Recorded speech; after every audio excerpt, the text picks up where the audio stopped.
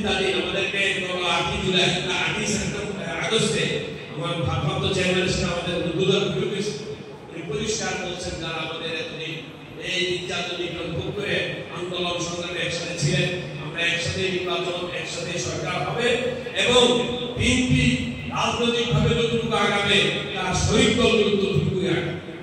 আজকে আমাদের যে ভাই আমাদের ডাক দাওয়াত দিলেন 14 বছর এই অত্যাচার কারাগারে ভুগলেন, তার অপরাধটা কি হবে? কেন তাকে এই নির্যাতনটা করা আইনা ধরে রাখতে হবে? সে কি খুনি? সে কি ডাকাত? সে কি চাঁদাবাজ? সে কি মাদকাসক্ত? কেন তাকে দেওয়া হবে? এই বিচার কে করবে? কত মানুষের জীবনে ভাবে দুই বিষয় করে ছেড়ে দিয়ে শেষ করে দেওয়া হয়েছে।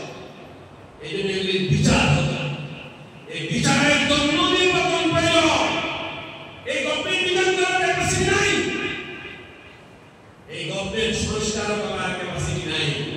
আমরা প্রায় 35 দিন সংস্কার কমিশনে বসে বসে এই সংস্কারের বিভিন্ন ফর্মুলা দিলাম, পরিণত কোনো কিছু পাইলাম না, এটাও তো এখন পর্যন্ত আসে না। এই জন্য এই সংস্কার আমরা বলি সংস্কার দেখেন, সংস্কার কোনো শব্দ যখন বাংলাদেশের আকাশে বাতাসে আলোচনাও হয় নাই। 2022 সালে আমরা তারিখ দিয়ে নেতৃত্বে কিন্তু সংস্কারের 31 দফা জাতির সামনে পেশ করা হইল। আপনারা তখন সংস্কারের কথা টের পান নাই? ওনার প্রত্যেকটা দফা জানেন সামনে, আর যে সংস্কার আমরা গত 35 জন বৈঠা বসে সারাদিন টিভি লাইভ দেখাইয়া কি দামি দামি খানা দাওয়া আমাদেরকে খাওয়াইছে, যেদিন লম্বা মিটিং হয়েছে সেদিন 5-12 খাওয়াইছে, ফল ফুল কত দামি দামি বিস্কিট মিষ্টি কত কিছু খাওয়াইলেন। What is that? What is that? জাতির অর্থ অধিকার আপনাকে কে দিবে? কেন তাদের চিন্তাধারা আজকে অবনতি? কত বড় দুর্বিষহ বর্বরতা, কত বড় প্রসূত এবিলিটি! একটা মানুষের আশ আর খবর থেকে উঠিয়ে এটাকে আগুনে যাবে। কোন দিন প্রতিষ্ঠা করবে? কোন ইসলাম প্রতিষ্ঠা করবে? কারাই করবে? সাথে সাথে কথা বলতে চাই, এই অপ্রীতিকর ঘটনাকে কেন্দ্র করে কোনো আলেম ওলামা, মসজিদ মাদ্রাসা, ইমাম খতিবের প্রতিনিধি গুলি আঙ্গুল দেওয়া হয়, আঙ্গুল পুরা করে দেওয়া হবে, আঙ্গুল ভেঙে দেওয়া হবে। বহু সহ্য করা হয়েছে গত 70 বছর, সত্য করতে করতে কায়ার মতো আমরা চলে গেছি। আর সহ্য করা হবে না, এবার প্রতিরোধ করা হবে। ভোলায় গতকাল আমাদের একজন খতিবকে হত্যা করা হলো। গত কয়েকদিন আগে সুনামগঞ্জে আমার জমিয়তের জেলা সভাপতি হত্যা করা হলো। কারা করছে এগুলি?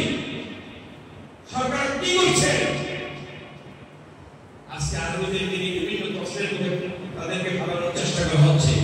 এই আর্মি না থাকলে শেখ হাসিনা যাইতো, এই আন্দোলন কই যেত? আর এই আন্দোলনে শেখ হাসিনা বেড়ে গেছে 70 বছর দেশের প্রতিটি জনপদে জনপদে নির্যাতন, নিপীড়ন, উৎপীড়ন, গুরু, অত্যাচার, অবিচার। ছেলেকে পায় নাই, বুড়া বাপকে ধরে নিয়ে পিটে গেছে। ওষুধ তো কাকে? অমলতা কাকে? ঘরে স্বামীকে পায় নাই, বিবিকে ধরে নিয়ে আসছে, বাচ্চা সব আপনাদের উঠে নিয়ে আসছে। এগুলো কি ভুলে গেলেন? এটা একটা দিনে ঘটনা। উজু করার পানি চাইছে, পেশাব দিছে, ভুলে গেলেন? এই বিচার কে করবে? এই বিচার নিয়ে সরকার করতে ওনাকে আচল লাগছে। আমরা অ্যাডভাইজারের সাথে ব্যক্তিগতভাবে বিভিন্ন 7-8বার বৈঠক করছি, ওনাকে পরিষ্কার বলছি, আপনি এখানে আসছেন, আপনার একটু ঘাম ধরে নেই, একটু রক্ত ঝরে নেই, আপনি আইসে আপনার সম্মান করবেন প্রত্যাহার করলেন, আর তারেক যে মামলাটি নেই তা আপনারা কেন বললেন? আপনি এসে আপনার 666 কোটি রাজস্ব প্রত্যাহার করে নিলেন, আর মানুষের বাজারে 100 টাকা 80 টাকা মূল্যের সবজি কিনে আপনি কি বিক্রি পাবেন না? আপনি আমাদের নাটক করেন, প্রথম করে আমাদেরকে সব দিয়ে পাই দেন, বিস্কুটও দেন, চাও দেন, এগুলি প্রতিবাদ করছে আমাদের পরিবারে এইসব ড্রামা শব্দ দেশ তাদের পক্ষে থাকবে। আমরা এখন আমরা সাধুবাদ জানাই, আমাদের চোখ নেত্রীর নির্দেশে আপনার সাথে আমরা আলোচনার পথে চলছি। আপনি যে ওয়াদা করছেন ফেব্রুয়ারি নির্বাচন, এই নির্বাচনে যাতে আপনি অটুট থাকেন, আপনাকে সারা দেশের মানুষ বিএনপি নেতৃত্বাধীন সকল দল তার জোর আপনার পাশে আছে। আপনি যত সময় নির্বাচনের ব্যবস্থা নেন, এই দেশের নির্বাচনের সকল ইন্তজাম এই দেশের জনগণ পাহারা দিবে।